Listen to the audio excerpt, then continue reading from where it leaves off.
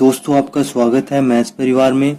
आज का हमारा विषय है कक्षा 10वीं के गणित की प्रश्नावली 2.3 का सवाल नंबर 2। सवाल नंबर 1 देखने के लिए आप आई बटन पर क्लिक कर सकते हैं।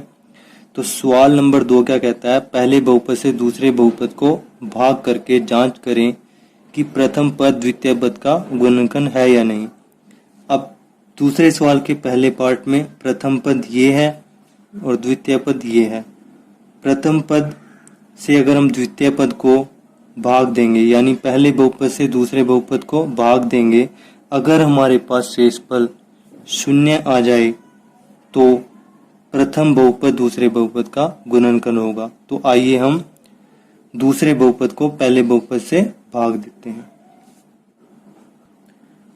तो यहाँ पर हमने भाग चिन्ह बनाकर द्वितीय बहुपद को भाग चिन्ह के अंदर लिख दिया है और पहले बहुपद को यहाँ पे लिख दिया है, क्योंकि द्वितीय बहुपद को पहले बहुपद से भाग देना है। वैसे भी जिसकी घात ज्यादा होती है वो अंदर आता है और जिसकी घात कम होती है तो यहाँ पे आता है। तो इन दोनों में कम घात वाला बहुपद ये है तो ये यहाँ पे आया, यहाँ पे लिख दिया है, और जिसकी घात ज्यादा है वो यहाँ पे। ठीक है, मुझे आशा है आपको एक बहुपद को दूसरे बहुपद से भाग देना आ गया होगा। तो अगर आपने पहला सवाल नहीं देखा है तो आई बटन पे क्लिक करके पहला सवाल जरूर देखें। तो आइए हम इसे भाग करते हैं। यहाँ पर t की पावर 2 है, यहाँ पे t की पावर 4 है, तो हमें t की पावर 2 को कितने से गुना करना पड़ेगा? t की पावर 2 को हमें कितने से गुना करना पड़ेगा? t की पावर 2 से, तो t की पावर 4 बन जाएगा। और यहाँ पे 2 एक्स्ट्रा है तो 2t की पावर 2 से हमें गुना करना पड़ेगा। 2 गुना में t की पावर 2 गुना t की पावर 2, 2t की पावर 4। मैं रफ में एक बार आपको समझा देता हूँ। t की पावर 2 को हमें क्या बनाना है? 2t की पावर 4। तो t की पावर 2 गुना में t की पावर 2, ये क्या बनेगा? t की पावर 4। अब हमें किस चीज की जरूरत है? 2 की जरूरत है। 2 से गुना और कर देंगे। t की पावर 2 गुना में 2t की पावर 2, तो ये क्या बनेगा? 2t की पावर 4। तो हमें t की पावर 2 को कितने से गुना करना पड़ा? 2t की पावर 2 से। ठीक है, यहाँ पे 2t की पावर 2 को हमें माइनस के 3 से भी गुना करना पड़ेगा। तो कितना बनेगा? 3 दूनी 6, माइनस के 6t की पावर 2। तो एक बार दोबारा से इसको देख लेते हैं। t की पावर 2 गुना में 2t की पावर 2, 2t की पावर 4 बन गया। 2t की पावर 2 का हमें माइनस 3 से गुना भी किया तो माइनस के 6t की पावर 2 बन गया। अब 6t की पावर 2 को हमें t की पावर 2 वाले चर के नीचे लिखना होगा, तो हमने यहाँ पे इसको लिख दिया। अब इसको घटा देते हैं, तो घटाते समय चिन्ह बदल जाते हैं। यहाँ पे प्लस है तो माइनस आ गया, यहाँ पे माइनस है तो प्लस हो गया। ये कैंसिल आउट हो जाएगा। 2t की पावर 4 माइनस 2t की पावर 4 कैंसिल। यहाँ पे 3t की पावर 3 आ गया, और ये माइनस के 2t की पावर 2 और माइनस के ये प्लस हो गया था 6t की पावर 2, 6 माइनस 2, यहाँ पे कितना बन जाएगा? 4, प्लस के 4t की पावर 2 माइनस 9t। अब दोबारा से यहाँ पे हम इसकी घात और इसकी घात देखेंगे। यहाँ पे 3 है, यहाँ पे 2 है, दोबारा से भाग करना होगा। t की पावर 2 को 3t की पावर 3 बनाना है। t की पावर 2 को t की पावर 3 और गुना में 3, 3t की पावर 3 बनाना होगा।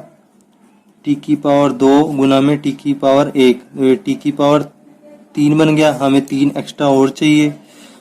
t की पावर 2 गुना में 3t हम कर देंगे, तो ये क्या बन जाएगा? 3t की पावर 3। तो हमें कितने से गुना करना पड़ा? 3t से। तो यहाँ पे हम लिख देते हैं 3t। तो 3t गुना में t की पावर 2, t की पावर 1 और t की पावर 2, t की पावर 3 और 3 ऐसे ही आ जाएगा। तो ये बराबर हो गए हैं दोनों।